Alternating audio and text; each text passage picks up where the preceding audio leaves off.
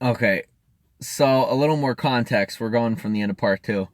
Um, to give you some context, that spy is my girlfriend, and we've been dating for 6 years, and we have an awesome romance, and we're gonna disappear to a foreign country. And if I told them, then it would end our romance, and my life would be over, and her life would be over. So for anybody that's not in here right now, you're watching the replay, feel free to message me because I know there's people that'll watch all three of these videos, not throughout. Message me with your feedback on that. Which is worse, the lie by omission or the lie by omission, where it's going to cost millions of lives, or where I beat somebody up and put them in a hospital because they were talking bad about my girlfriend. I think honestly that would I seriously, there are people who would be on both sides of the fence on that one. And that is omission bias, is believing that one thing is worse because you did it as opposed to something else is better because you didn't do it. Then we have optimism bias, the tendency to be over optimistic, overestimating favorable and pleasing outcomes. Yeah, optimism bias. I have that. So that's a thing. Ostrich effect. Ignoring an obvious negative situation. Uh, I think people do that all the time with when they're hating on me. They pretend like it's not bad. First, what's up, Doug? How are you? Outcome bias, the tendency to judge a decision by its eventual outcome instead of based on the quality of the decision at the time it was made. Yeah, absolutely. When people project what happened, what's up? It just cuts out at like an hour and a half. It cuts out. Overconfidence effect, excessive confidence in one's own answers to questions. For example, for certain types of questions, answers that people rate as 99% certain turn out to be wrong 40% of the time. See, these are biases. That part three can be biases that I succumb to. Um, Ostrich effect, outcome bias, overconfidence effect, absolutely. Peridolia, a vague and random stimulus. Who are these about? They're just general. A vague and random stimulus. Often an image or sound, is perceived as significant. Seeing images of animals or faces in clouds, the man on the moon, and hearing non-existent hidden messages or on records played in reverse. Peridolia. Peridolia. Yeah, that sounds like paranoia. Can't say I have that one. At least not that form. Pessimism bias. Yeah, what is this about seeing something significant? It's called Peridolia. Look it up. Pareidolia. Pessimism bias, the tendency for some people, especially those suffering from depression, and most of our haters do suffer from depression, unfortunately. So I'm gonna do pray for them about that. To overestimate the likelihood of negative things happening to them. Yeah, like thinking that I'm out to get them or that I'm a bad dude, stuff like that. So I pray for them. Planning fallacy, the tendency to underestimate task completion times. Um, yeah, I have that one.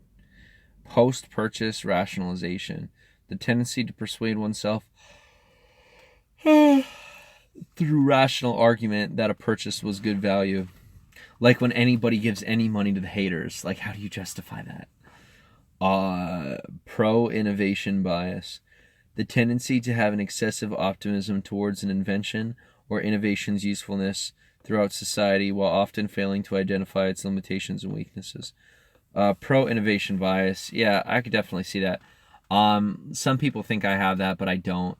Like in reference to our movement and spreading positivity, um, it is very detrimental in different ways because believe it or not, when you focus too much on positivity, it causes you to be inherently negative. But I'm not here to get people to be positive 24/7. I'm here to be a positive 24/7 network. Like I get my negativity in my own life exists off screen. You know, like you really do have to have a bias. You have to have a balance. I'm sorry, because you have to have your ups and downs.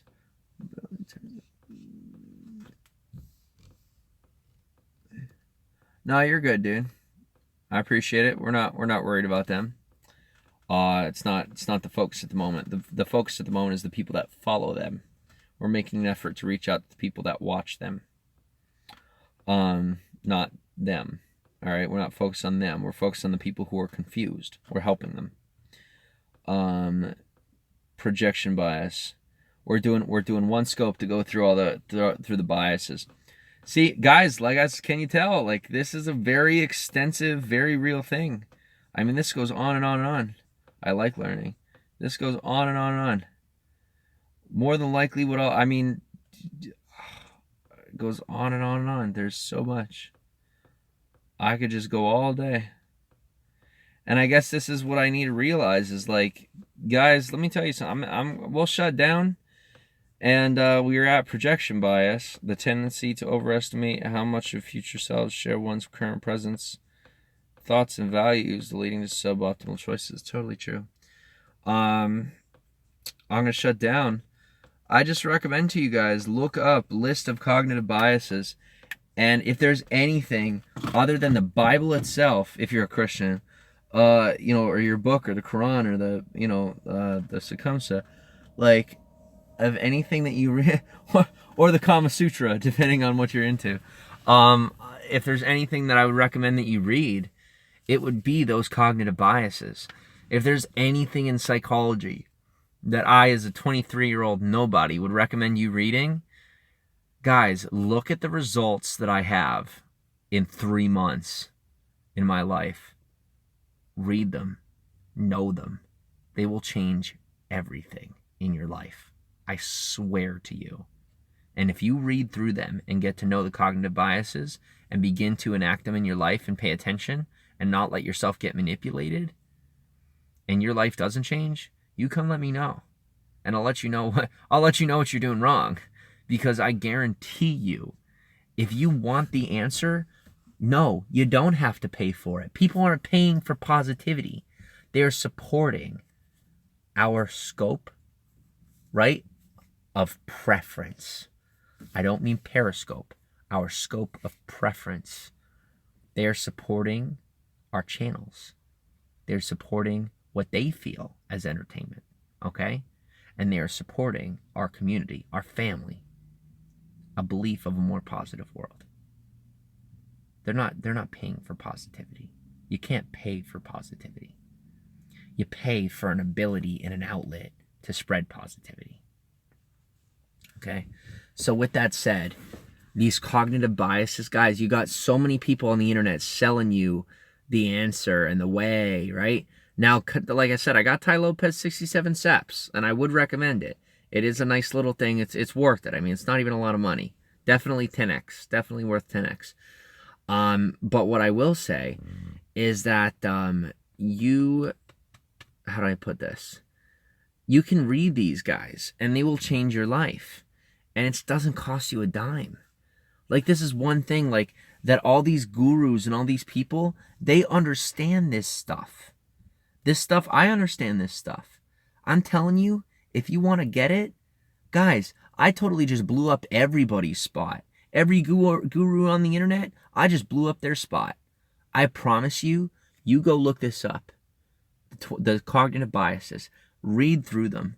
You will never need another self-help guru, another da-da-da-da-da. You won't need them. Because this, if you're willing to accept what you read, and you don't get full of yourself about it and say, well, I know better than psychology. Like, I know better than fact. My fact is better than fact. As long as you're humble enough to accept what's written in that list, then you can unlock the rest of what you got going on in your life. Doesn't mean that you have the answers. It just simply means that this is a nice little mental roadmap of how to think and how not to think. And it doesn't cost any money. It's free press, man. It's right out there. You just got to be willing to look it up. And no, you don't have to go to a million different websites. Just go into Google, go look that up. And what I would invite you to do is after you read through it and you find some information, do some self-reflection, look yourself in a freaking mirror, and figure out where you stand as a person. Figure out how you feel about life and what you see. And if you don't like what you see, well, start digging. You got to find those answers. Because if you don't, it will haunt you to your grave. And it's a fact. I might be 23 years old, but I promise you, by the time I'm 30, I will have everything that I want. And I will spend the next 70 years after that, if not more, by the time we have modern medicine. I will spend the next 70 plus years giving everything that I got. So, and I invite you to do the same. And I'm not some guru. I'm not just some motivational speaker or whatever, because I don't have a product to sell to you if you haven't noticed. But I'll tell you, go read that. Just go freaking read. I'm just a kid living in his car, and I'm telling you to go read the cognitive biases because it's gonna change your life. And no, my current financial situation is not a good indicator. I'm not promising you financial wealth, but I do promise you psychological and intellectual freedom from the manipulation and the chains of everybody else around you who's trying to tell you how it is and how it isn't. You will finally have an ability to articulate for yourself. It's not magic. It's just science. It's just realigning the way that you think because you have more knowledge, and knowledge is power. You'll have an understanding of how people are manipulating you, so then they can't do it to you anymore. But don't get paranoid. Don't assume that everybody's manipulating you. And then on top of that, I want you to know, guys, a lot of people that are manipulating you don't know that they're manipulating you, because these cognitive biases are so deep and ingrained in our psyche that there are a lot of people who manipulate that don't always know they're doing it, okay? Truthfully. Like, they have absolutely no idea. And you would think because of the way that they act, and that it's so deeply ingrained, that, like, they have to know that they're acting that way. They have to know. But they don't. They're actually that far into their own delusion that they don't even recognize they're doing it to you. They have no idea. To them, it's just normal action. They've emotionally justified everything they're doing, and they totally believe in it. So just be careful with that as you pursue that knowledge. Just, be careful with the process, and don't overdo it. Don't think you're God, because you're not. It's cool to know this stuff, but none of us are that special. That information was given to us by people who existed long before we ever had a cell phone in our hands. So, we're not that smart. We're average. So, keep being awesome. Thank you for spending your time here with me tonight. I can't believe even 4 of you are in here right now, after the night we've had. And I hope you guys sleep well. I appreciated your time. This is absolutely incredible. I can't believe that so many people stopped in. So, have a good night, guys.